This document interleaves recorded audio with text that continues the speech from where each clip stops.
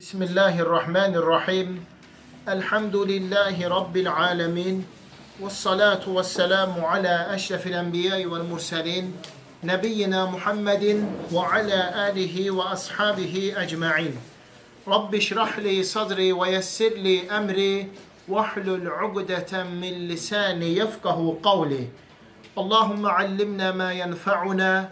وانفعنا بما علمتنا وزدنا علما وأصلح لنا شأننا كله ولا تكلنا إلى أنفسنا طرفة عين. Değerli, kıymetli kardeşler, hürmetli cemaat. Alemlerin Rabbi olan Allah'a sonsuz həmd sənalar olsun. Onun sonuncu Peyğəmbəri Muhammed sallallahu aleyhi və səlləmə, onun ailəsinə, sahabələrinə, əhl-i beytinə ve kıyamet gününe dek onlara güzel şekilde tabi olanlara Allah'ın salavatı, salamı, xeyir duası, bereketi olsun.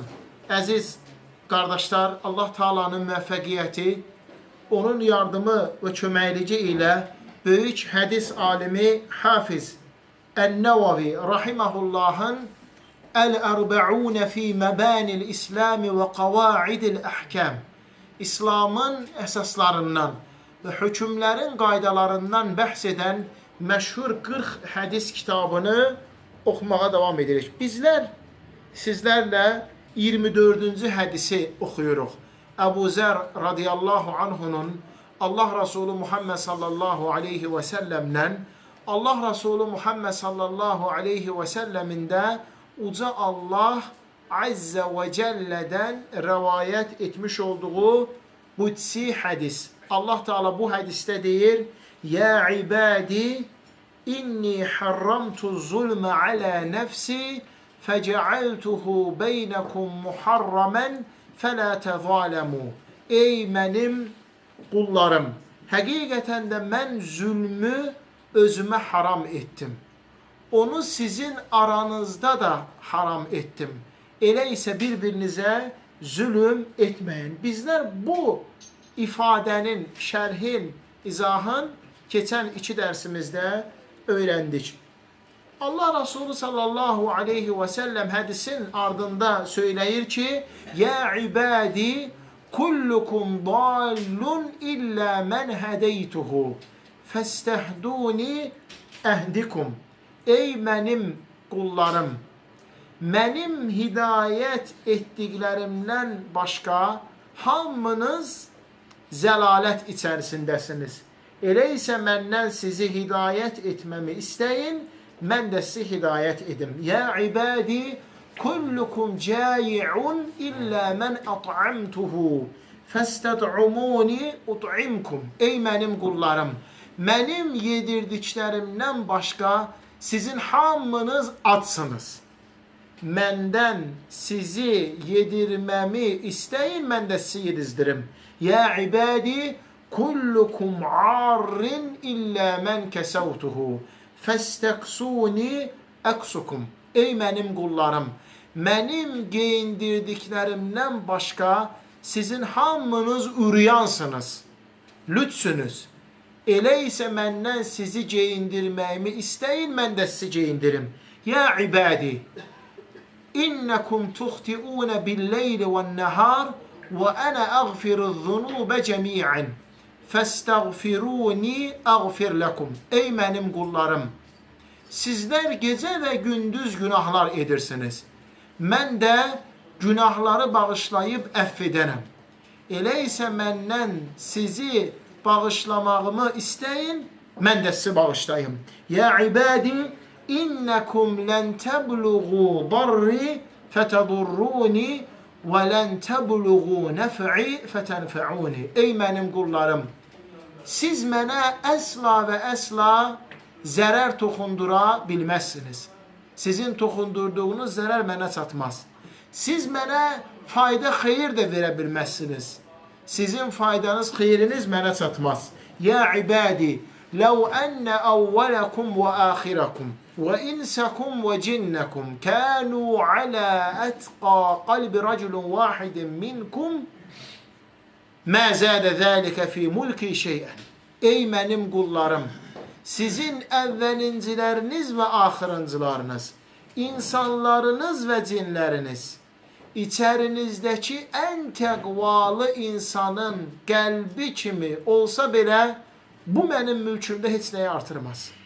Ya ibadi لو أن أولكم وآخركم وإنسكم وجنكم كانوا على أفجر رجل واحد منكم ما نقص ذلك من ملك شيئا.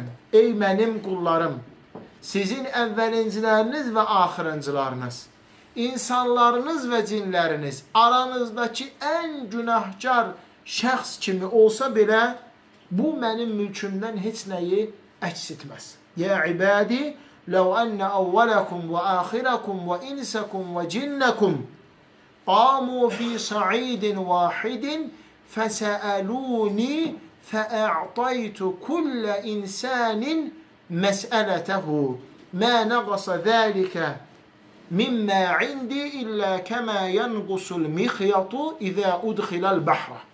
Ey mənim qullarım, sizin əvvəlinciləriniz və axırıncılarınız, insanlarınız və cinləriniz hamısı bir yerə toplanıb, hündür bir yerin üzərində dayanıb məndən istəsələr, mən də onların hamısının istədiyini versəm, bu mənim mülkümdən iynə dənizə batırılan zaman nə qədər su ilə qaydırsa, o qədər mənim mülkümdən əksirdir. Ya ibadi, İnnemâ hiye a'mâlukum uhsîhâ lekum thumme uvaffikum iyyâhâ. Ey mənim qullarım, bunlar sizin əməllərinizdir. Mən sizin üçün bunları hesabladım və sizə bunun mükafatını verdim. Fəmən vəcədə xayran fəliyəhmədilləh və mən vəcədə qayra zəlik fələ yəlûmənnə illə nəfsəhu. Kim bundan sonra xeyir tapsa, qabağına xeyir çıxsa, Allaha həmd etsin. Kimin də qabağına xeyirdən başqa nəsə çıxsa, özündən başqa heç kəsi qınamasın. Möhtərəm qardaşlar, bizlər bu hədisin ilk cümləsini keçən dərsimizdə şərh edib öyrənmişdik. Allah Resulü sallallahu aleyhi və səlləmin bu cümləsi ilə davam edirik. Ey mənim qullarım, həqiqətən də sizin hamınız azmısınız, zəlalətdəsiniz. Yalnız mənim hidayət etdiklərimdən başqa məndən hidayət istəyin. Mən də sizi doğru yola yönəldim. Bütün insanlar, bütün məxluqlar haqdan azırlar. Yalnız Allahın hidayət edib doğru yola yönləndirdici şəxsdən başqa. Yəni Allah Taala'nın haqqa istiqamətləndirdici, haqqa meyilləndirdiyi və o yolda sabit etdiyi şəxs. Hidayət olmaq təkcə haqqa meyillənmək deyil. Hidayət olmaq insanın haqqa doğru meyillənməsi, ona tərəf istiqamətlənib getməsi, onu tapıb onunla əməl etməsi, o yol üzərə sabit qalıb möhkəmlənməsi. Bax, bu dördü cəm olan zaman insan hidayət olmuş sayılır. İlk öncə haqqa tərəf, doğru yola tərəf meyillənir. Sonra haqqa tərəf, doğru yola tərəf gedir. Elmlə, hikmətlə, axtara-axtara, soruşa-soruşa haqqı, doğru yolu tapır. Haqq, doğru yol üzərə sabit qalır. Möhkəmlənir. Allah Subhanahu və Teala'nın bizlərə namazlarımızda, namazlarımızın hər rükətində, Fatiha surəsinin içərisində İhdina sıratal müstəqim, ey Rəbbimiz bizi doğru yola yönləndir ayəsini oxutmaqda məqsəd insanın doğru yolda deyilsə, doğru yolda zəifdirsə, naqisdirsə, doğru yola gəlsin, doğru yolu tapsın, ona doğru istiqamətlənsin. Əgər doğru yoldadırsa, bu doğru yolla daha da sabitlənib, daha da möhkəmlənsin.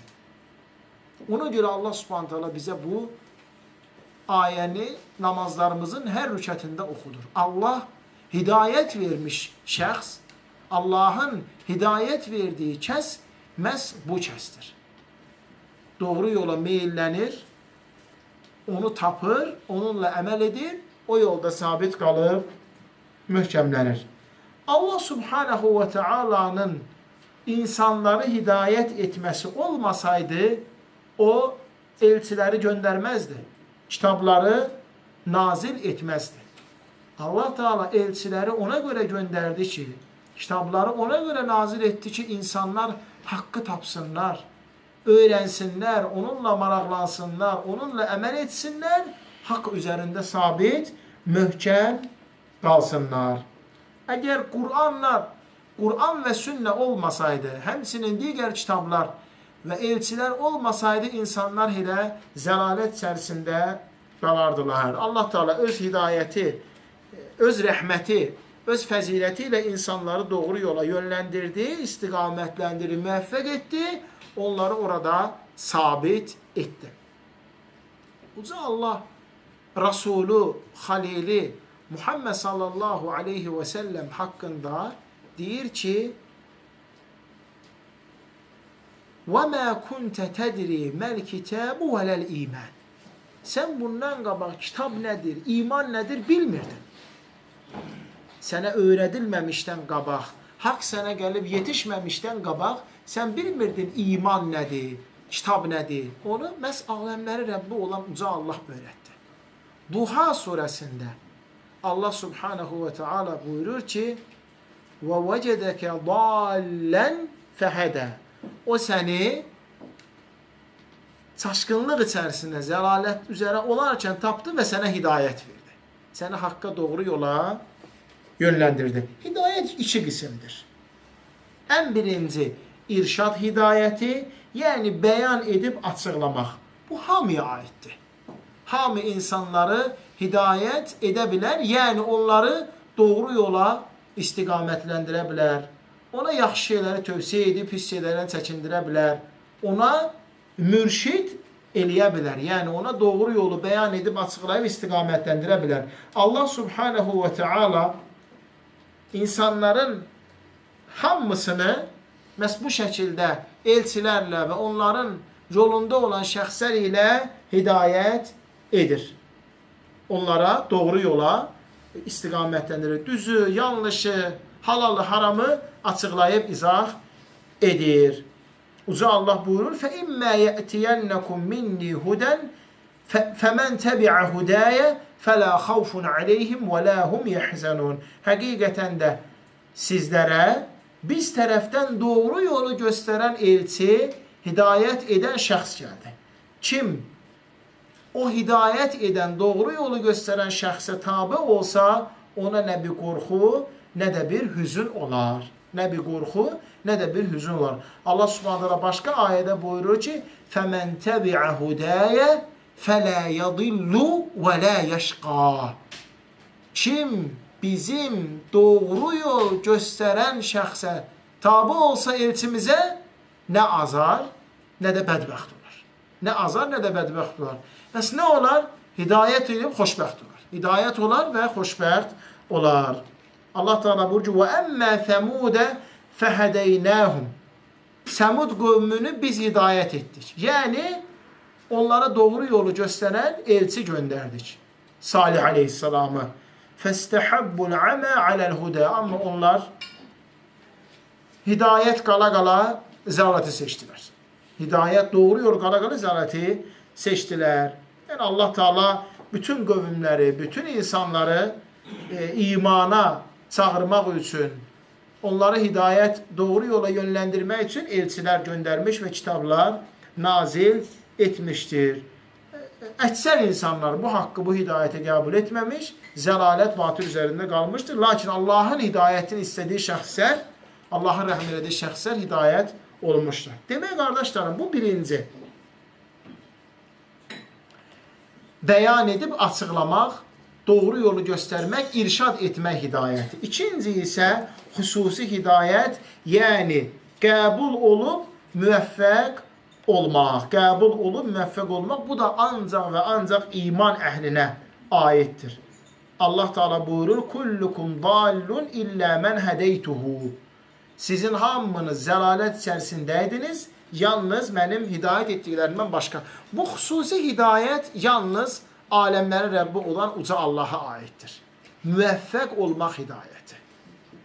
Allah Teala bu haqda Qur'an-ı Kərimdə buyurur: İnnəkə lə təhdi mən əhbəbtə və ləkinnallaha yəhdi mən yeşə. Ey Muhammed, sən sevdiyini doğru yola yönləndirə bilmərsən.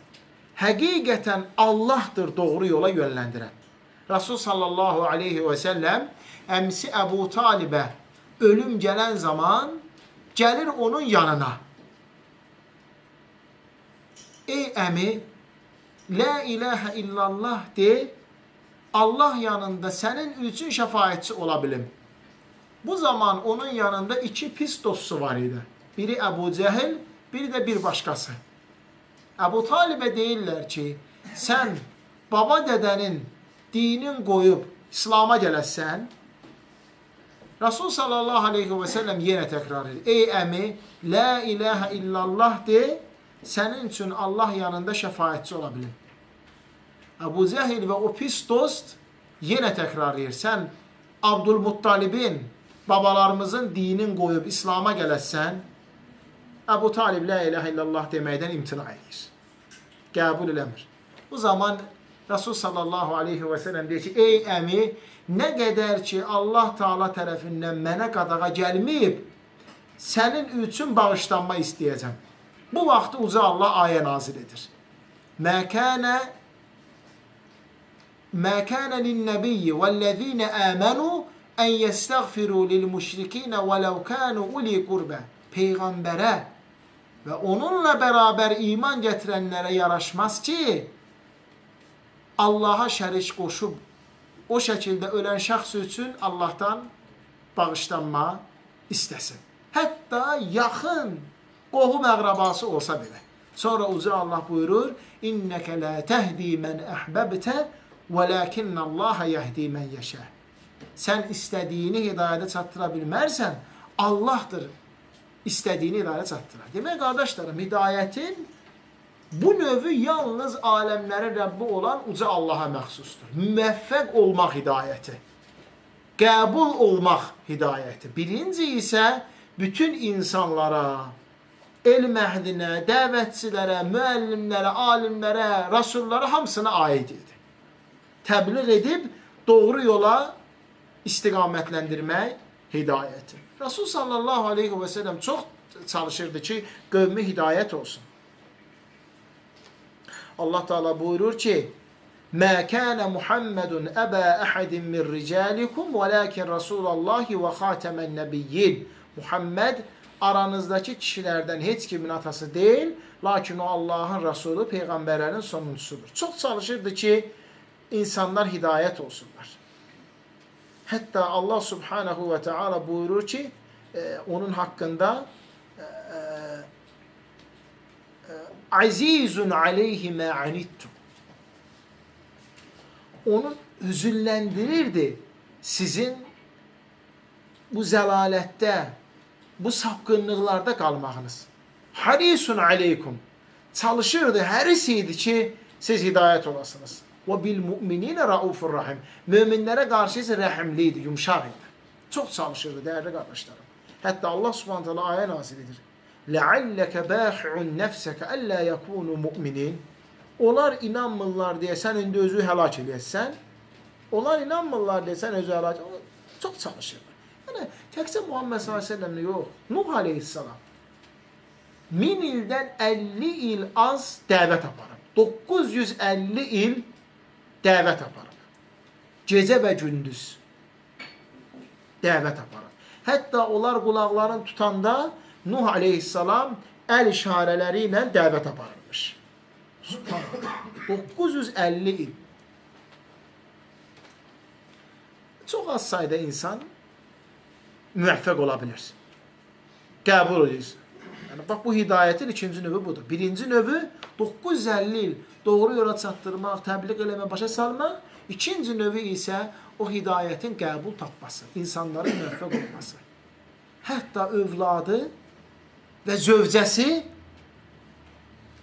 iman gətirmirlər. 950 il kişi dəvət apara. Evdə, çöldə, dərslərdə, gecə, gündüz, əllə, işarə ilə, uşaqla arvad iman gətirməyə. Həqiqətən iman, hidayət ancaq Allahın haqqında xeyir istədiyi şəxsə nəsib olur. Ancaq Allahın istədikləri müvəffəq olur. Minlər gəmiyə. Allah Teala xilas olmaq üçün Nuh'a gəmi inşa etməyin buyurur. Bütün dünya suyun altında qərq olub boğulanda deyir, oğlum gəmin gəmiyə. Gəmin gəmiyə xilas olasan deyir, çıxacam hündür bir dağın üstünə, mənə su dəyməyəcək, boğulmayacam. Və qardaşlarım, su bütün dünyanı bürüdü və orada da o boğulur. Nuh aleyhissalam oğlu üçün Allah'tan bağışlanma istəyir. Allah Teala deyir, ey Nuh, sən onun üçün məndən bağışlanma istəmə. İnnehu leysə min əhlik. O sənin əhlindən deyil. Yəni orada ailə kimi yox. Yəni sənə tabi olanlardan, sənin ardınca gedənlərdən deyil idi. Sənin bu əməlin düzgündür. Və dərhal Allah'tan bağışlanma istəyir. Allah Subhanahu taala bağışlayır. Allah Subhanahu taala bağışlayır. Yəni görürsünüz qardaşlar. Lut aleyhissalamın zövcəsi iman gətirmədi. Peyğəmbərin yoldaşı idi. Hətta o azmış tayfiyə qoşuldu. Lut aleyhissalamın evinə 2 dənə mələk gözəl oğlan surətində qonaq gəlir. Həmin o 2 mələk Lut aleyhissalamın evindən qabaq İbrahim peyğəmbərin evinə gəlir. 2 dənə mələk gəlir. İbrahim peyğəmbər də yaxşı heyvan kəsir, surfa açır, qonağının qabağına çıxır. Yeməyə yaxınlaşdırır, bunlar yemirlər. İbrahim aleyhissalam deyir, yeyin. Bismillah edin, yeyin. Bunlar yemirlər. İbrahim aleyhissalam qorxuya düşür. Bilirlər, yemirlərsə demək bunlar insandır. Onlar deyirlər ki, qorxma, narahat olma, ey İbrahim, biz sənə müjdə üçün gəlmişik. O müjdə də övlad müjdəsi idi. Xanımı Sara qoca yaşında, İbrahim peyğəmbər də qoca yaşında. Hətta qadın deyir ki, mən bu qoca yaşımda, yoldaşım da qoca yaşında uşaq olacaq. Allah Subhanahu taala istədiyi vaxt, istədiyini nəsib edir. Onlara müjdə idi. Övlad müjdəsi. İbrahim peyğəmbərin evindən çıxıb gedirlər Lut peyğəmbərin evinə. Lut peyğəmbərin evinə isə şad xəbər üçün gəlməmişdilər. Dedilər ki, ey Lut, alaqaranlıqdan sən və sənə iman gətirənlər çıxın gedin. Sabah Allah Subhanahu taala elə bir bura əzab göndərəcək ki, hələ belə əzab olur. Həmin bu 2 mələk də gözəl oğlan cismində gəlir. Qadın gedir o azmış qövmə deyir ki, 2 nəfər gözəl oğlan gəlir. Onlar da bilirsiniz onların azğınlıqları, yəni kişi ilə, qadın qadınla münasibət qururlarmış. Və gəlib qapıya dirənirlər ki, ey Nuh, onları ver bizə. Nuh peyğəmbər hətta o məqamda belə onları dəvət edir. Lut peyğəmbər deyir, sizin üçün qadınlar, Allah Subhanahu taala təmiz, pak qadınlar yaradıb. Əziz qardaşlarım, səhər alaqaranlıqdan onlar çıxırlar və Lut peyğəmbərin o qadını da onlarla bir yerdə o əzabda, hansı ki oddan yanar daşlar. İndiyənə qədər onun izləri, əsərləri var. İbrət üçün Allah Subhanahu taala saxlayıb. Oddan yanar daşlarla o qövmə əzab gəlir. Lut peyğəmbərin amma 2 qızı iman gətirir atalarına. 2 qızı iman gətirir. Amma zövcəsi iman gətirmir. Nuh aleyhissalamın oğlu və zövcəsi iman gətirmir. Yəni, hidayət Allah Subhanahu taala müvəffəq eləməsidir. Bir yandan baxağın, Fironun zövcəsi, Asiya anamız iman gətirir. Kimin yoldaşı idi? Ən şərri məxluq, ən pis insan Fironun yoldaşı. O sizin ən uca Rəbbinizəm deyirdi. Buna rəğmən onun yoldaşı iman gətirmişdi. Mömin qadın özə Rasul s.ə.v deyir ki, qadınlardan çox azı kamillik dərəcəsinə çatıb. Onlardan da biri Fironun yoldaşı Məzahimin qızı Asiyadır. Hətta ona Firon elə bir əzab verir ki, dəmirdən köynək giyindirir, qızmar günəşlərin altında. Yəni, sümüyün içində iliyəcən əzab görür. Nə deyir? Rabbi ibnili indəkə beytən fil cənnə. Ey Rəbbim, öz yanında, cənnətdə mənim üçün bir ev tik. Allah subhanahu ta'ala, dəyərli qardaşlarım, görürsünüz, kişi Firon, ən pis insan, amma yoldaşı mümin, salih, özü kamilliyə çatmış 4 fəzilətli qadından biri odur. Dünya qadınları deyilir onlara. Məryəm, İsa Peyğəmbərin anası Məryəm, Allah Resulü s.ə.v zövcəsi Xadicə, Fironun yoldaşı Asiyə, Resul s.ə.v-in qızı Fatimə. Başqa hədisdə Ayşə anamızın adı gəlir. Bu qadınlar fəzilətə çatıblar. Ona görə Peyğəmbər s.ə.v deyir, Allah Teala imanı, hidayəti, İslamı ancaq sevdiyi, seçdiyi şəxsə bəxş edir. Bugün bizə bu qismət olubsa, qardaşlarım, böyük bir nimətdir, vallahi. Böyük xoşbəxtçilikdir bu bizim üçün. Sevinməliyik buna görə, gecə-gündüz şükür eləməliyik. Allahım, sən mənə iman, hidayət, İslam nimətini bəxş et. Peyğəmbərlərin həyatından baxın. Yaxud da İbrahim Peyğəmbərin atası. İbrahim Peyğəmbər ən əzəmətli 5 Peyğəmbərdən biridir. Atası kim idi? Bütpərəst, özü də o bütü düzəldən cəmaat üçün. O məclisi, o şənlikləri quran. İman gətirmədi. Səhabələr eləsi var da atası iman gətirmədi. Elə ata var, oğlu iman gətirmədi. Belə bir həyat. Bilal radiyallahu anhu eşidəndə ki, Allah Teala imanı istədiyinə verir, Allah istədiyinə verir imanı, o qədər sevinərmiş ki. Soruşurlar ki, nəyə sevinirsən? Deyir, sevinirəm ona görə ki, bu hidayət Allah subhanahu ta'alanın əlindədir. Allahdan qeyrisinin əlində olsaydı, kimin yadına düşürdü Bilal? Həbəşi, qul, kölə, alınıb satılan Bilal. Kimin yadına düşürdü ki, ona hidayət olunsun? Nə yaxşı ki, deyir, bu hidayət Allah subhanahu ta'ala əlindədir. Mənə o nəsib oldu. Bax, belə, qardaşlarım, yəni, ona görə Allah Teala deyir ki, fəstəhduni əhdikum. Məndən hidayət olunmağınızı istəyin, mən də sizi hidayət, yəni, Allahdan hidayəti tələb eləyin, axtarın, çalışın buna.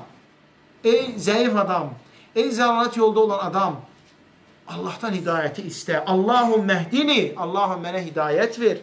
Allahum məni xeyrə yönləndir. Allahum məni müvəffəq et. Allahum məni haqq doğru yol üzərində sabit elə.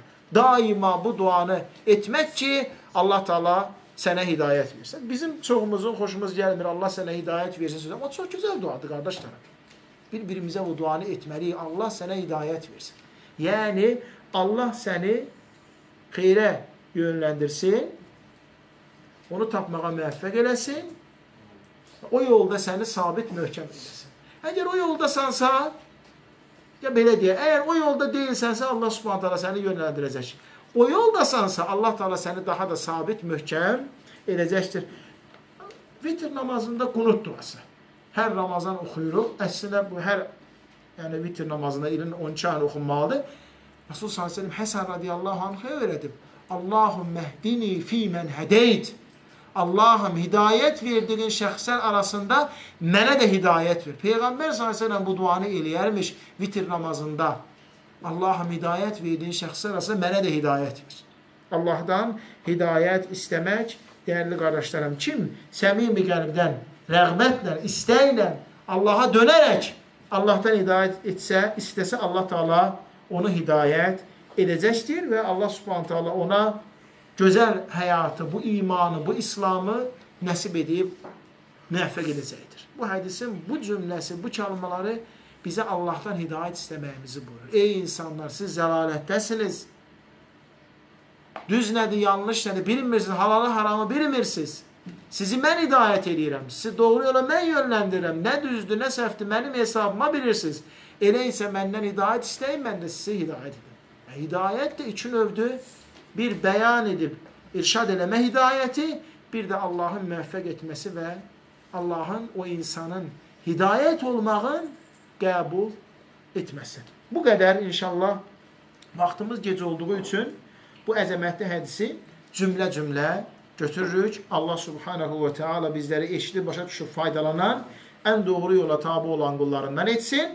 Uca Allah bizə hidayət versin. Allah subhanahu teala bizi doğru yolda daha doğru, daha güclü, daha sabit eyləsin. Bizə xatalarımızı düzəlsin. Bizdə olan çaşqınlıqları, azğınlıqları aparsın və bizi doğru yolun varislərindən etsin. Allah Teala hamımızdan razı olsun. Uca Allah bu gözəl məclisimizi xeyirli, bərəkətli, faydalı dünya və axirətimiz üçün yaxşı etsin. Subhanəkəllahumma bihamdik. Əşhədu ən la ilahə illə ənt. Əstəğfiruka və ətubu ileyk.